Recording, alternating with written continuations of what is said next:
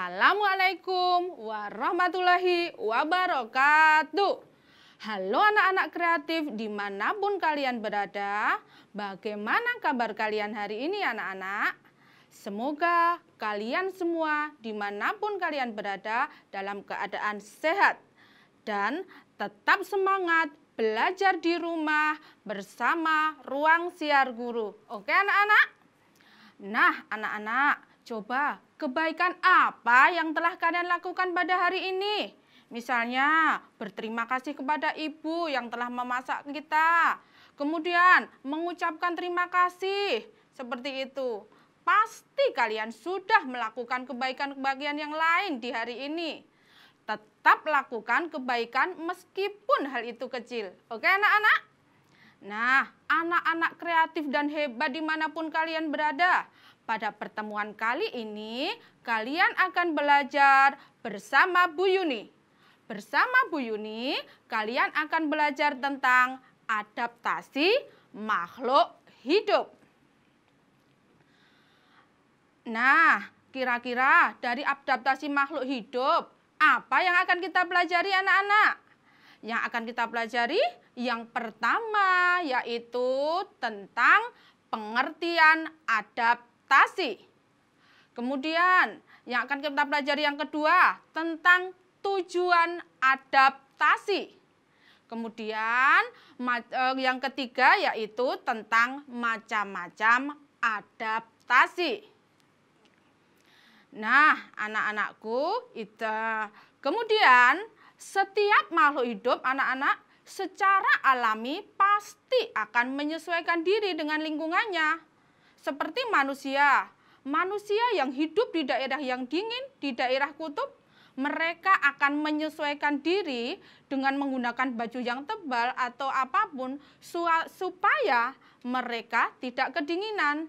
Sebaliknya, yang tinggal di daerah panas, mereka juga akan menyesuaikan diri agar tidak kepanasan badannya. Nah, itu manusia. Bagaimana dengan hewan dan tumbuhan? Apakah mereka juga menyesuaikan diri seperti kita manusia? Nah, bagaimana? Apakah mereka juga melakukan penyesuaian diri anak-anak?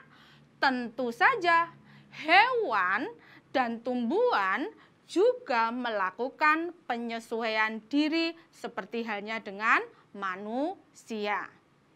Nah, dari itu kita akan tahu, kita akan belajar apa itu adaptasi. Ya anak-anak, tahu ulang apa itu adaptasi? Adaptasi adalah kemampuan makhluk hidup untuk menyesuaikan diri terhadap lingkungannya. Nah, itu tadi. Paham ya anak-anak apa itu adaptasi? Oke, kita lanjut. Yang kedua yaitu tujuan adaptasi. Ada 3 tujuan makhluk hidup untuk melakukan adaptasi. Yang pertama, untuk memperoleh makan. Yang kedua, untuk melindungi diri dari musuh. Kemudian yang ketiga, untuk menjaga kelangsungan hidup mereka. Nah, selanjutnya yang akan kita pelajari tentang macam-macam adaptasi. Ada 3 macam juga anak-anak. Yang pertama, adaptasi morfologi. Yang kedua, adaptasi fisiologi. Dan yang ketiga, adaptasi tingkah laku. Nah, kemudian yang pertama tentang adaptasi morfologi. Apa itu anak-anak adaptasi morfologi? Nah, adaptasi morfologi adalah penyesuaian tubuh makhluk hidup atau alat-alat tubuh makhluk hidup terhadap lingkungannya. Jadi yang disesuaikan tubuh dan alat-alat tubuhnya. Seperti apa tadi tubuh? Kok yang disesuaikan alat tubuhnya? Seperti ini contohnya. Bentuk paruh burung yang berbeda-beda. Contohnya ada bentuk paruh yang melengkung, tajam, kuat. Itu miliknya elang. Untuk apa? Untuk menyobek daging. Karena makanan elang daging. Kemudian ada paruh yang ada kantongnya. Miliknya siapa itu? miliknya burung pelikan. Untuk apa? Untuk menyimpan ikan hasil tangkapannya. Kemudian akan berbeda lagi bentuk paruh burung yang pendek tetapi kuat. Miliknya siapa itu? Ayo anak-anak. Betul sekali. Miliknya burung lovebird, burung pemakan biji-bijian. Jadi paruhnya yang pendek dan kuat tadi digunakan untuk memecah biji-bijian. Untuk selanjutnya, paruh burung yang kecil, panjang. Nah, itu miliknya siapa? Betul sekali, miliknya paruh burung kolibri. Digunakan untuk mengambil nektar yang ada di dasar bunga. Jadi karena letaknya nektar di dasar bunga, diperlukan paruh yang kecil dan panjang seperti itu. Nah, selanjutnya bentuk adaptasi contoh yang kedua yaitu bentuk cakar atau kaki burung yang berbeda-beda. Yang pertama, nah di situ ada cakar burung yang kecil-kecil datar. Kira-kira miliknya siapa itu kaki seperti itu? Itu miliknya burung pipit. Burung pipit itu burung yang suka bertengger. Jadi gunanya kaki yang kecil, jari-jari kecil, datar itu digunakan untuk bertengger.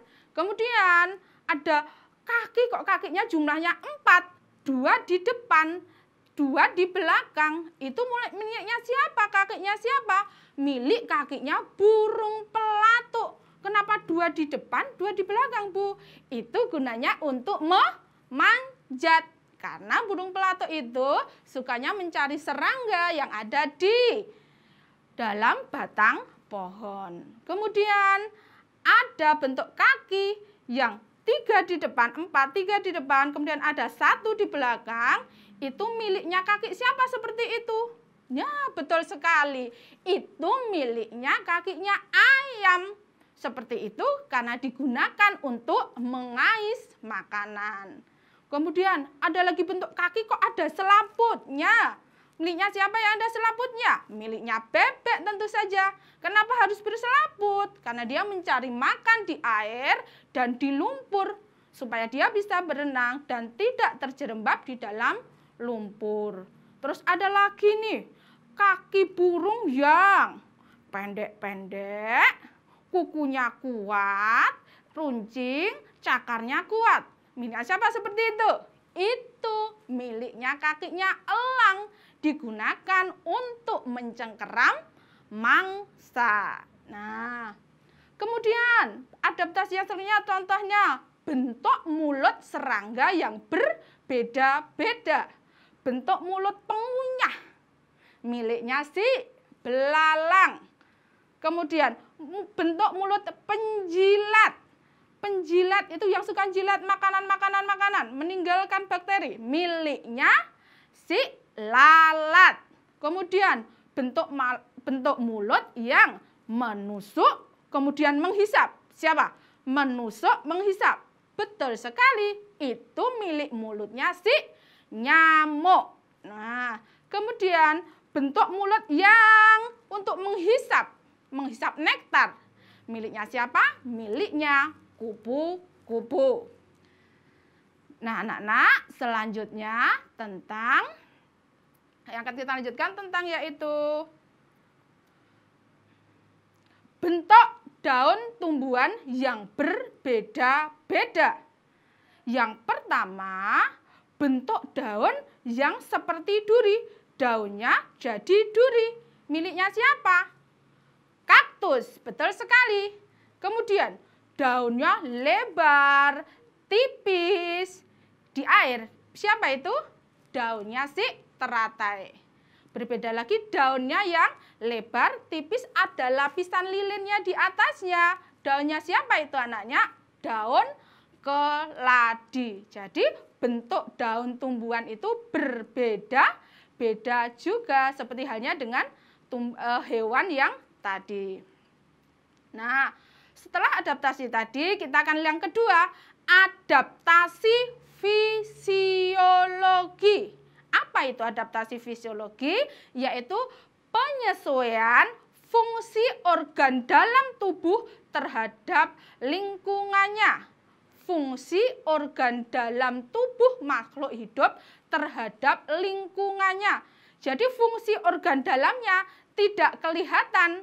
Seperti tadi, kalau yang tadi alat-alat tubuh kelihatan, cakar berbeda, mulut berbeda. Kalau ini nggak kelihatan kalau dilihat. Nah, contohnya seperti apa itu? Yang adaptasi morfologi. Yang pertama, contohnya yaitu pada rayap. Rayap di dalam tubuhnya itu ada organ yang bisa menghasilkan namanya enzim selulose yang berfungsi untuk mencerna serat tumbuhan agar dia kayu-kayu yang digerogoti-nya itu menjadi lunak. Kok bisa lunak itu? Karena dia punya yang namanya enzim selulosa. Nah, contoh yang kedua, bunga mengeluarkan bau khas untuk mengundang serangga. Kenapa berbau khas? Karena supaya serangga datang dan dibantu penyerbuannya.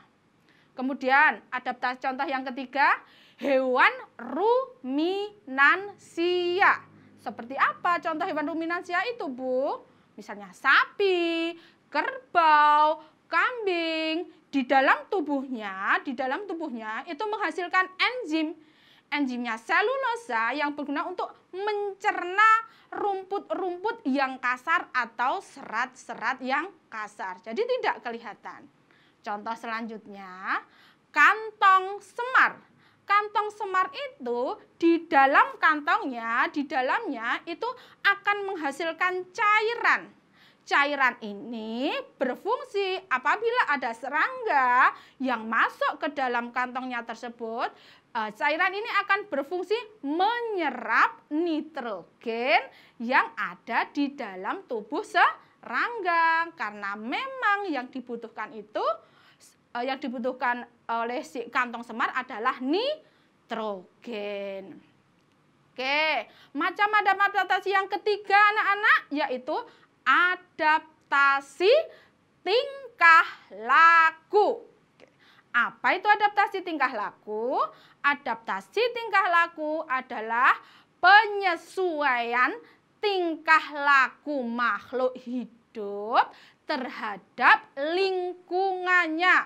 Jadi kelakuannya, tingkah lakunya itu disesuaikan dengan lingkungannya. Kelihatan tidak anak-anak? Kelihatan, berbeda dengan tadi ya. Yang kedua tadi. Contohnya apa? Adaptasi tingkah laku makhluk hidup. Contoh yang pertama yaitu paus. Paus muncul secara periodik ke atas permukaan air. Untuk apa? Untuk mengambil oksigen. Kenapa dia harus mengambil oksigen? Karena dia hewan mamalia yang hidupnya di air. Maka dia membutuhkan oksigen yang ada di udara dengan cara muncul ke permukaan secara periodik. Contoh yang kedua yaitu cicak memutuskan ekornya untuk melindungi diri dari musuh. Apa namanya itu? Kemampuan cicak untuk memutuskan ekornya namanya autotomi. Tingkah lakunya cicak. Kemudian contoh yang ketiga adaptasi tingkah laku, bunglon mengubah warna kulitnya sesuai dengan warna lingkungannya untuk mengelabui musuhnya supaya dikira itu sama dengan lingkungannya, tidak jadi dimangsa. Dia berhasil mengelabui musuhnya. Contoh yang selanjutnya yaitu hibernasi. Wah, hibernasi apa, Bu? Hibernasi adalah tidur panjangnya si beruang dari udara dingin untuk menghemat energi. Kemudian adaptasi tingkah laku yang selanjutnya yaitu putri malu. Kira-kira apa anak-anak putri malu itu? Pernah lihat di sekeliling kalian? Tentu saja banyak sekali tumbuhan putri malu di sekitar kita. Apa adaptasinya? Jika disentuh, dia akan menguncupkan daunnya. Itu adaptasinya si putri malu. Nah, contoh adaptasi selanjutnya, tingkah laku selanjutnya yaitu adaptasi yang dilakukan oleh pohon jati. Ya, pohon jati adaptasinya seperti apa, anak-anak? Pada musim penghujan nanti akan rimbun, sedangkan pada musim kemarau si pohon jati ini nanti akan gugur daun-daunnya. Tetapi tidak mati, nanti pada musim penghujan akan tumbuh lagi daunnya. Itu adaptasi tingkah lakunya. Kemudian contoh selanjutnya yaitu pada kerbau yang suka berkubang di air atau tempat yang berair, yang berlumpur. Untuk supaya dia badannya tidak kepanasan. Jadi kerbau berkubang untuk menjaga suhu tubuhnya agar tidak kepanasan. Nah, anak-anak kreatif, ini tadi, anak-anak kreatif, demikian ini tadi pembelajaran kita tentang adaptasi makhluk hidup. Sudah paham ya tentunya? Untuk lebih pahamnya nanti bisa dipelajari lagi. Nah, untuk tugas kalian anak-anak, tugas kalian di rumah, yaitu silahkan membuat rangkuman supaya lebih paham tentang materi yang Bu Yuni tadi sampaikan. Buatlah rangkuman tentang apa yang kita pelajari tadi, kemudian kirimkan tugas kalian kepada Bapak Ibu guru kalian, supaya kalian lebih paham tentang materi ini. Oke anak-anak kreatif semuanya. Nah, sebelum Bu Yuni undur diri, Bu Yuni ingin berpesan pada kalian. Yang pertama, selalu patuhi protokol kesehatan anak-anak. Bagaimana caranya? 1. Selalu cuci tangan sebelum dan sesudah melakukan aktivitas. Kedua, menggunakan masker saat keluar rumah. Dan yang ketiga, selalu makan makanan yang bergizi. Pesan yang kedua, anak-anak kreatif dari Bu Yuni, jika kalian ingin menonton channel YouTube, kalian harus minta izin dulu atau didampingi oleh ayah bunda. Kenapa? Karena kalian masih dalam usia sekolah tahap belajar, kalian juga harus menonton channel YouTube yang isinya untuk anak sekolah. Yang seperti apa itu, Bu? Ya seperti ini, di channel Ruang Siar Guru. Nah, pesan Bu yang ketiga, jangan lupa ya anak-anak, jangan lupa di like, subscribe, dan share acara Ruang Siar Guru kita ini. Bunyikan loncengnya agar kalian tidak ketinggalan materi-materi pelajaran yang menarik dari Ruang Siar Guru. Baiklah anak-anak kreatif semuanya, sekian dulu dari Bu Yuni. Wassalamualaikum warahmatullahi wabarakatuh.